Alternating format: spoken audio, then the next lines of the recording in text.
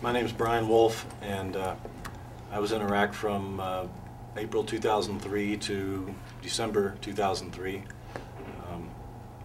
Like Garrett said, I was in his unit in Germany, and I just got lucky that my time in the Army, my 4 years, was up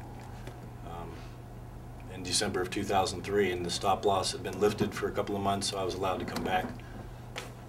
I was also at Al-Qaim, where Dom was for a while, out in the western, near the Syrian border, and back towards Haditha. I spent some time in Haditha, and I was also at Al-Assad Air Force Base for a while. I think I got really lucky in some ways because I was there after the initial invasion. It's when we rolled into the country, and then at that point things were pretty quiet relative to today, and I didn't see anybody shoot at me at any point in time. I ran a lot of missions back and forth from Al-Assad to Al-Qaim, mostly supply missions. I was a 19 Delta Cavalry Scout like Garrett, but I was moved out of the Cavalry Scouts and put in a support platoon. And I think probably because I just didn't quite have that enough killer mentality, I guess. Not to say that Garrett does, but or anybody. But I was 32 when I joined the Army, and I also had a bachelor's degree. I was told I was too old to be an officer, so I went and enlisted, and as a scout, because I thought that would be something exciting to do. And right from the start, I was ridiculed for my education.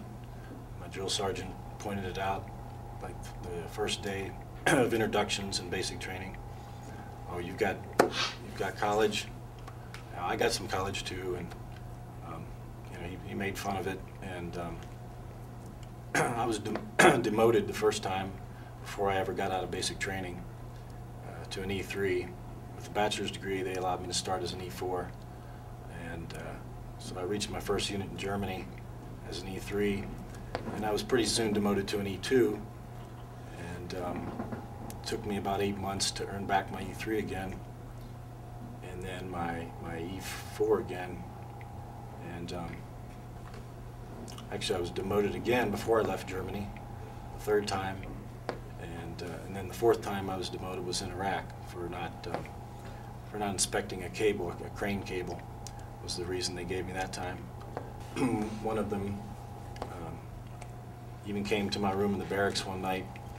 He had been drinking a few beers, and he came in, and he was troubled, and he was kind of almost in tears, and told me about how the platoon sergeant at the time had forced him to falsify the counseling statement that he had written, which got me demoted. And he apologized to me for it, and I just, you know, said okay. And but he still didn't treat me very well after that. It's you know, except for that one night. But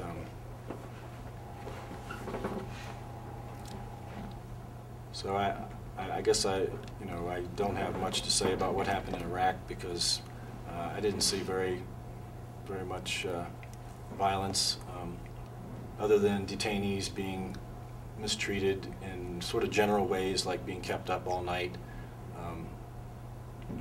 you know, with being kept with hoods on their heads and tied up, and you know, out on the ground, out in the desert, where it's 120 degrees during the day and maybe 90 at night.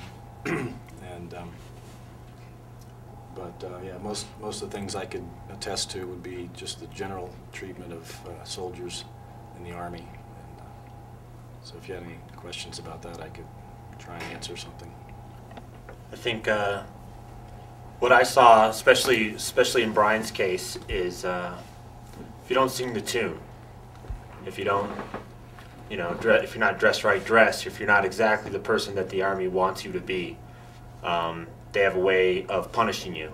whether it's through bureaucracy and demoting you, through treating you just badly, through hazing you. There's a lot of ways that they can get your peers to turn against you. And especially in a combat zone, it's very frightening when you find yourself not in with the in crowd.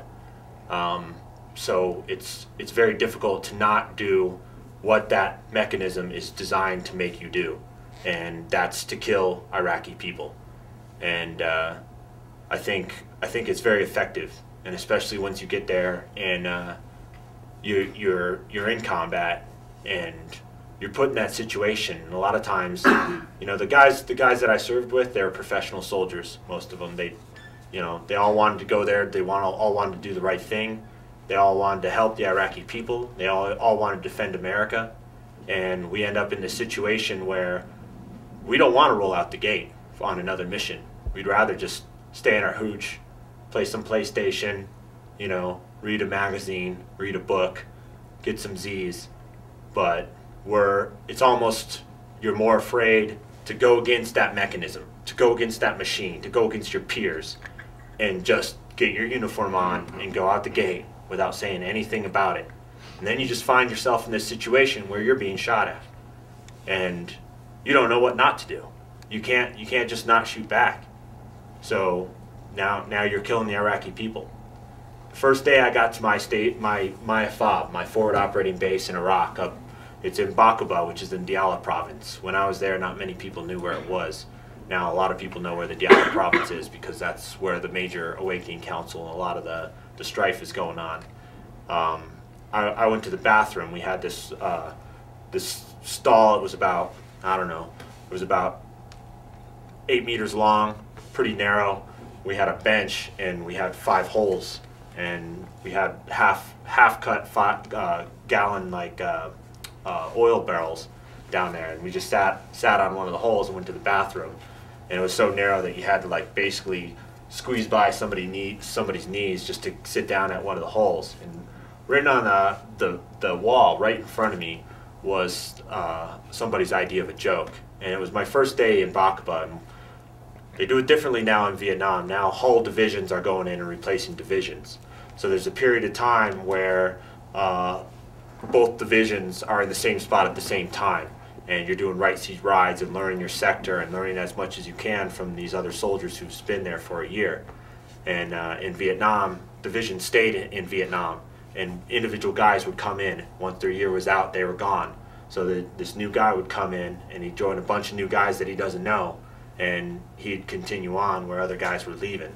Now it's all the same guys that you've been living with in the barracks, you've been deployed with before, you've been training with. It's becoming your family.